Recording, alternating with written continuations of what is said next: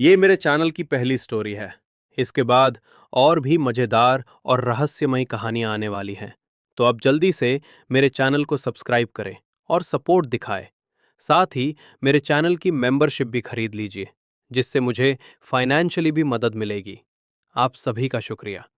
तो अब शुरू करते हैं अपनी आज की कहानी।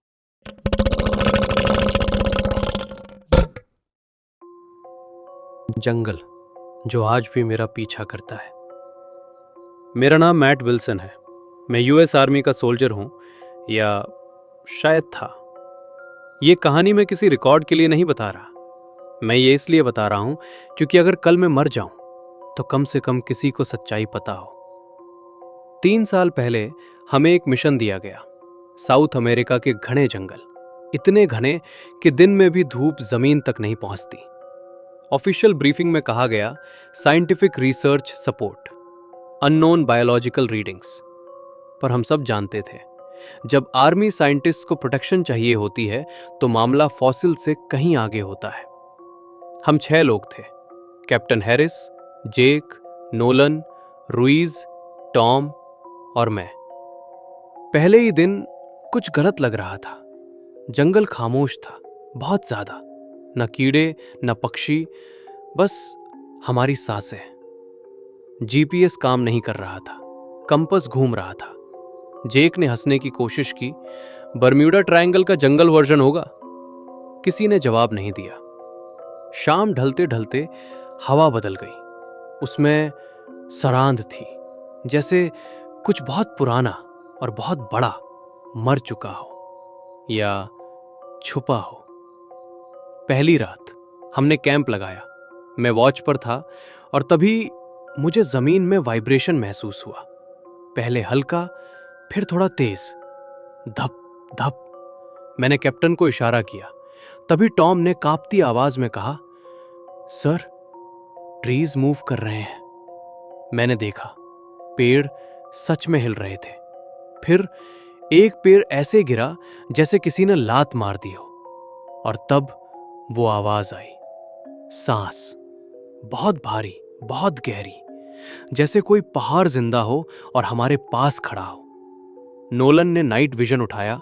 उसके होंठ सूख गए। Matt, please tell me I am hallucinating. मैंने गॉगल्स लगाए। 2 आंखें, पीली, ठंडी, भूखी। एक सिर इतना बड़ा कि मेरी समझ से बाहर।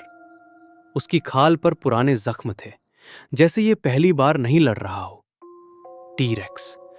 मुझे याद है, मेरे दिमाग ने उसे एक्सेप्ट करने से मना कर दिया। डायनासोर्स एक्सटिंक्ट है, पर वो चीज हमारे सामने सांस ले रही थी। गलती कैप्टन ने धीरे से कहा, फ्रीज, नोबडी मूव। और तभी क्रैक। टॉम के बूट के नीचे टहनी टूट गई।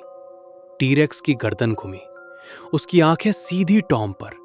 और फिर उसने दहाड़ मारी, इतनी जोर से कि मेरा चेस्ट दर्द करने लगा।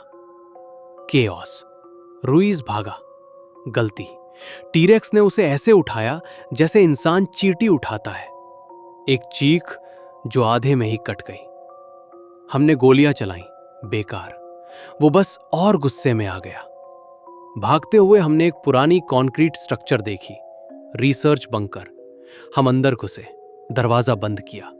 बाहर धप धप, हर कदम के साथ दीवारें कांप रही थीं। जेक रो रहा था, कैप्टन खून बहा रहे थे, टॉम बस एक ही बात दोहरा रहा था, डायनासोर्स रियल नहीं होते, डायनासोर्स रियल नहीं होते। आखिरी ऑप्शन मुझे कंट्रोल पैनल दिखा, पुराना, जंग लगा हुआ, एक लाल button, containment protocol, last option. Captain ने मेरी तरफ देखा। उनकी आंखों में डर नहीं था, बस थकान थी।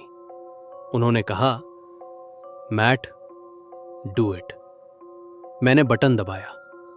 आग, पूरा जंगल आग में बदल गया। नेपाम ट्रैप्स, टीरेक्स की दहाड़, पहले गुस्से की, फिर दर्द की, और फिर खामोशी। अंत या शुरुआत सुबह एक्सट्रैक्शन आई। Official report, unknown wild life attack. Ruiz और Nolan missing, research site destroyed, T rex never mentioned.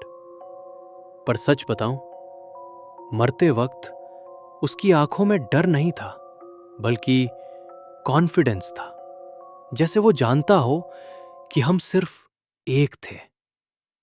और आज भी कभी कभी रात में जब जमीन हल्की सी कांपती है, तो मुझे लगता है जंगल में जो नहीं होना चाहिए था वो अभी भी जिंदा है।